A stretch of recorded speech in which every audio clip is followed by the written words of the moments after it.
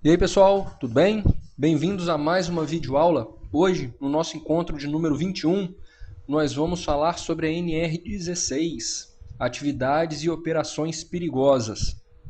Vamos começar pelo primeiro tópico da NR.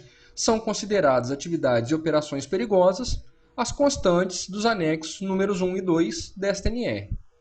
Só queria fazer uma observação, né, que quando a normatização brasileira vem falando sobre o que é e o que não é uma atividade de operação perigosa, é quais atividades requerem o pagamento do adicional de periculosidade. Por exemplo, você tem o vigilante de um banco, sem dúvida nenhuma que é uma atividade perigosa, mas a legislação brasileira não diz que é uma atividade que faz jus ao adicional de periculosidade.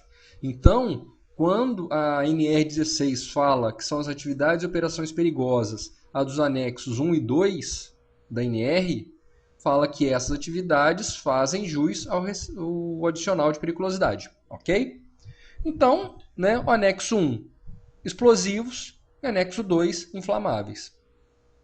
Até então, está tudo ok. O primeiro item da NR fala que são as atividades perigosas, as que estão no anexo 1 e 2. No anexo 1, atividades que envolvem materiais e substâncias explosivas, e anexo 2, as atividades que envolvem materiais ou substâncias inflamáveis.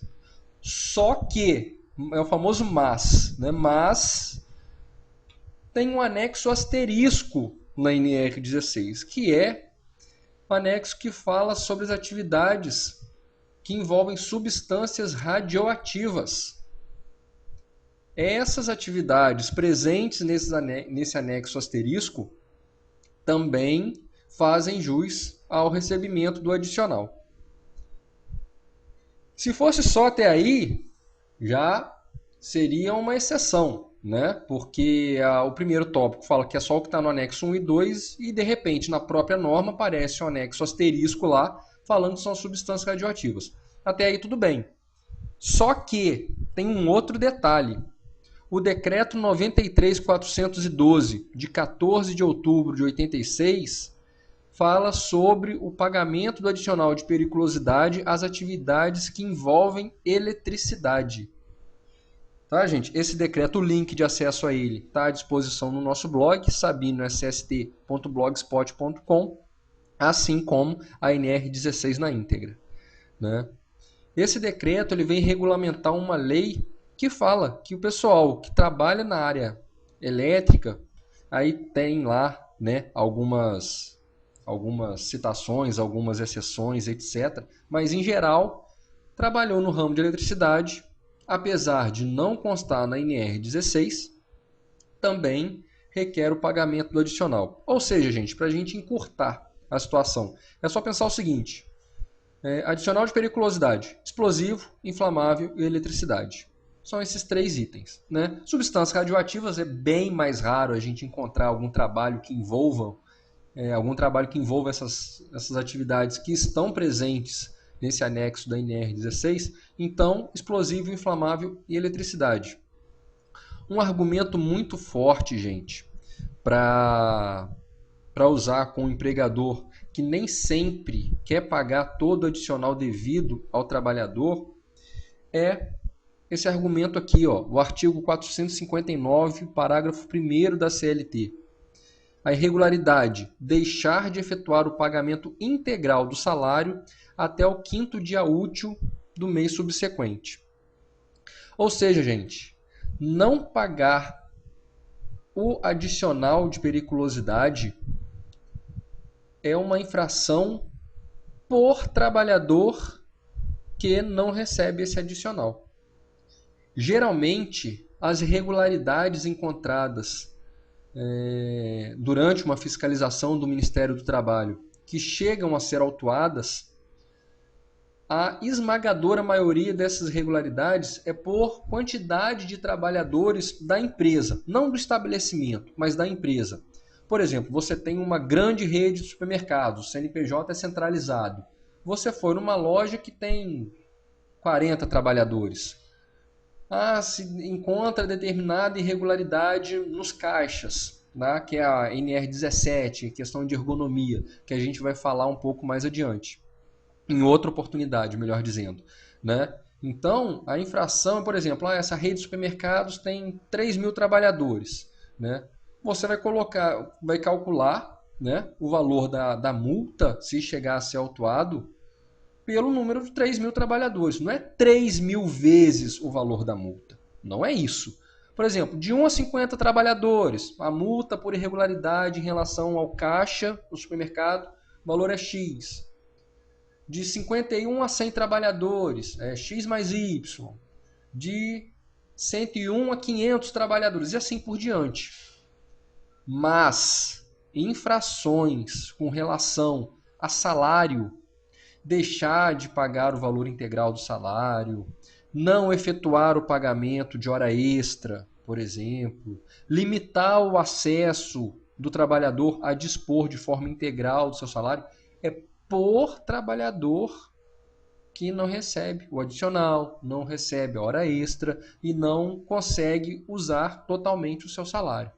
Então, por exemplo, você tem uma grande empresa do ramo elétrico, ou seja, todos os trabalhadores trabalham com eletricidade e não recebem periculosidade, uma vez que a eletricidade, melhor dizendo, não está na NR16, se chegar a ser autuado, por exemplo, essa empresa de 1.800 trabalhadores é 1.800 vezes o valor da multa.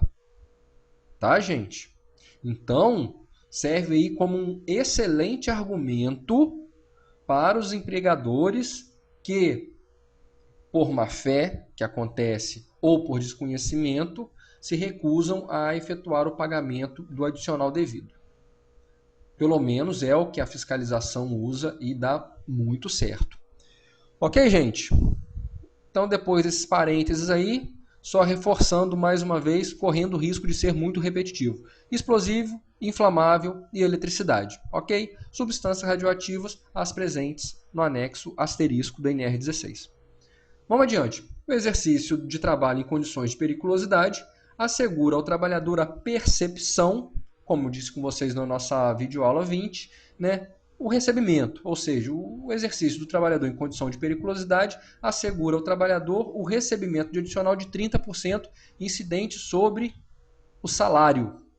Diferentemente do adicional de insalubridade, que é sobre o salário mínimo, o adicional de periculosidade é fixo, é 30%, o de insalubridade é 10, 20 ou 40% sobre o salário mínimo, mas o adicional de periculosidade é 30% sobre o valor do salário. Por exemplo, você tem um trabalhador que recebe R$2.000 por mês de salário. Se ele for receber insalubridade, 10, 20 ou 40% sobre o salário mínimo, independente dele receber R$2.000 ou um salário mínimo. É sempre sobre o salário mínimo. Já o de periculosidade é sobre o salário, ou seja, seria 30% sobre esses R$2.000, que no caso seriam R$600. Tá? Vamos direto para o item 16.8. Todas as áreas de risco previstas nesta NR devem ser delimitadas. Gente, todas as áreas de risco. Tá? E outra coisa, devem ser delimitadas. Se vocês forem procurar delimitar no dicionário, vocês vão encontrar alguma coisa do tipo restringir o acesso, circunscrever. Não é uma fita zebrada. Tá? Então, todas as áreas de risco previstas na NR16 devem ser delimitadas, ou seja, devem ter o seu acesso restringido. Tá? Outra coisa, uma dúvida que pode surgir. Alexandre, área de risco. O que é isso? O que é área de risco no entendimento da NR16? O anexo 1 e 2 traz no seu item 3. São consideradas áreas de risco. 2 pontos. Responde a pergunta. Então, no nosso blog NR16 está lá à disposição. É só clicar no link e no anexo 1 e 2 e no item 3 de cada um desses anexos. São consideradas áreas de risco. Todas aquelas áreas descritas no item 3, nos itens 3 de cada um dos anexos, 1 e 2, devem ter o seu acesso restringido. Gente, ficamos por aqui, né? Como sempre, infelizmente, eu usei um tempo muito maior do que eu havia previsto inicialmente, mas estamos à disposição aí no Orkut, no Gmail, Facebook e Twitter. O meu obrigado a todos, fiquem com Deus e até a próxima. Um grande abraço e tchau.